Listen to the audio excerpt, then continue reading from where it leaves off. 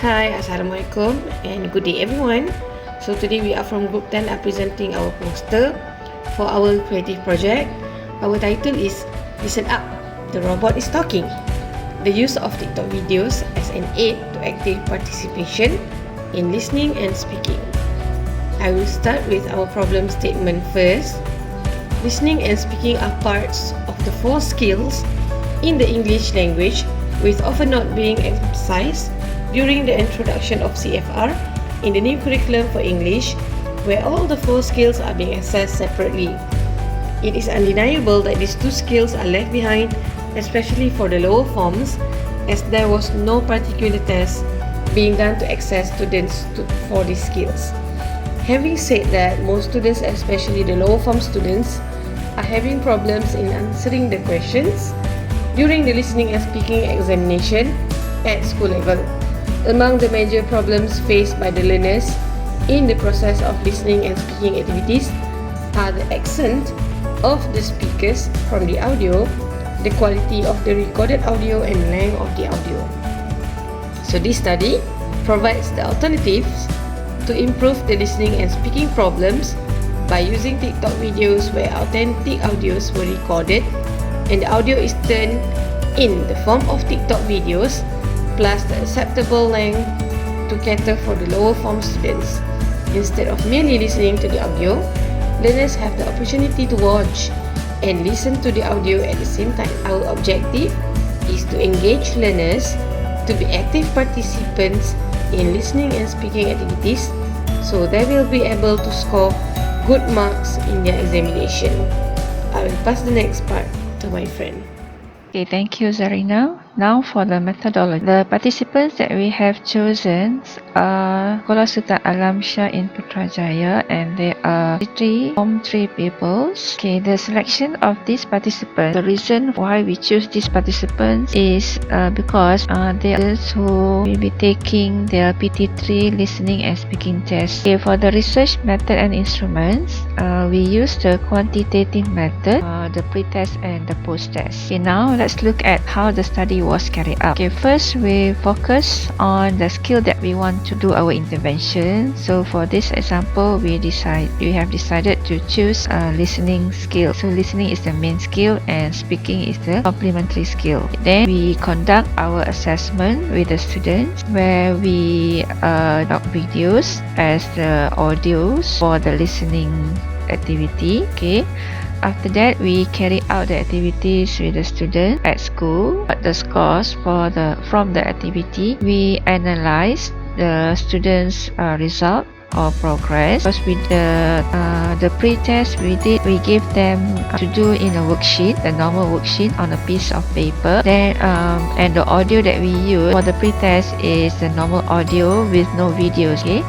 Then for the post-test, we did some innovation where we created videos for each sentence from the listening test, and we upload that into TikTok videos. Okay, then for that post-test activity, the students asked to do in the form of Google form, and we also provided them with QR code because each student in that school given a tablet. So we thought that we can also incorporate ICT in our lesson. Okay.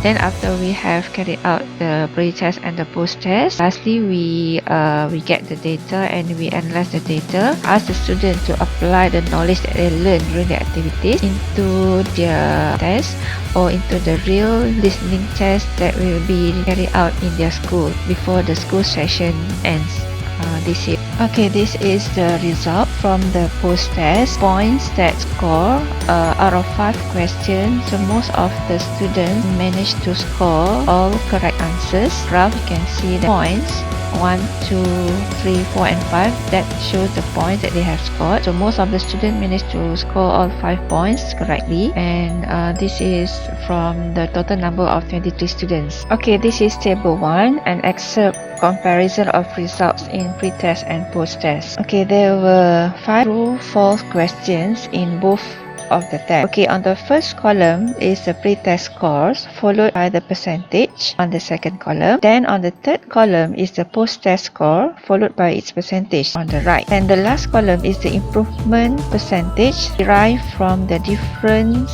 in post-test percentage and pre-test percentage. A percentage of 100% minus with 80%, then we get 20%. Okay, from this data, it shows that all of the participants or respondents showed an improvement in terms of their quiz score before and after the use of TikTok videos. Some of the participants had even showed a tremendous improvement by scoring 40% improvement score. This was evident from those who scored from 3 out of 5 in pre-test to 5 out of 5 questions during the post-test. With regards to the percentage, we could see from the excerpt that most participants showed an improvement of 20%. So there are actually 8 of them, okay, that is to get the improvement percentage of 20%. This could be perceived as a very low improvement percentage indeed. However, it is fair to conclude that this happened because most participants had already carried out the activity in the class with their English teacher before the intervention. So the teacher has actually read out the text to them and not using the audio or the videos. I think that's all from me. Thank you.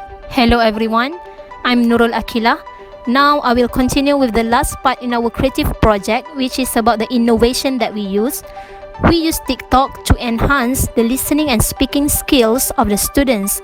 Instead of reading and looking the picture and read the explanation given in the textbook, we insert our recorded voice to explain about the lesson. For example, in the activity, the original activity was pupils only read the description from the textbook and find the answers, but then we improvise it by inserting the audio so they can practice their listening. After that, they need to give their opinion about the description they heard by speaking in front of their peers. This will help them to be confident and improve their speaking skill. The last part, I will continue with the evidence from our project. After completing this project, we got the feedback from the students by giving them a card to write about their feeling throughout the session. We call it 2 stars and 1 wish, where they need to express their feeling or giving their honest opinion about what they learned from this program and what are the benefits that they got by joining this kind of program. Some of them gave positive feedback where they mentioned about it gonna help them in their studies, they can be more focused in their listening skill. Other than that, they also admit that they can overcome their shyness by speaking in front of the public. Moreover, there are some feedback given for us to improve in delivering the activities in future, since we are limited with current situation where there were no group activities conducted. It's only conducted by doing individual activity. Last one, they gave some suggestions and some wishes in order to get this kind of opportunity for them to experience again in future. Yes, I think that's all from our group. Thank you for listening.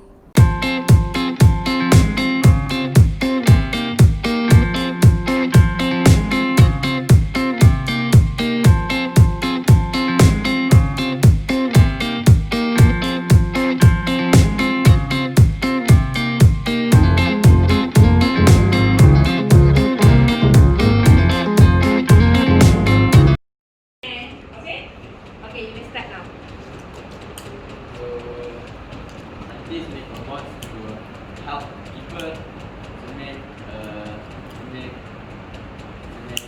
make our task.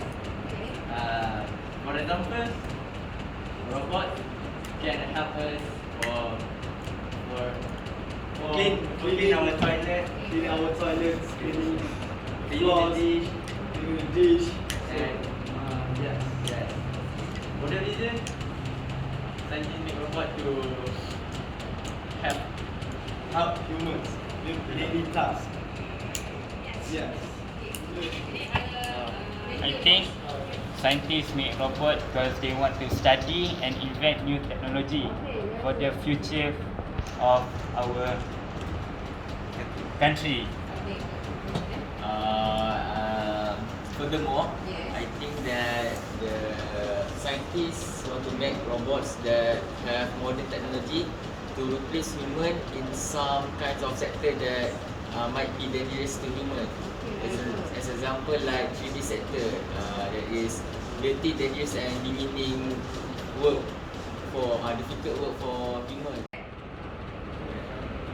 So other than that, I think scientists make the robot so that their country can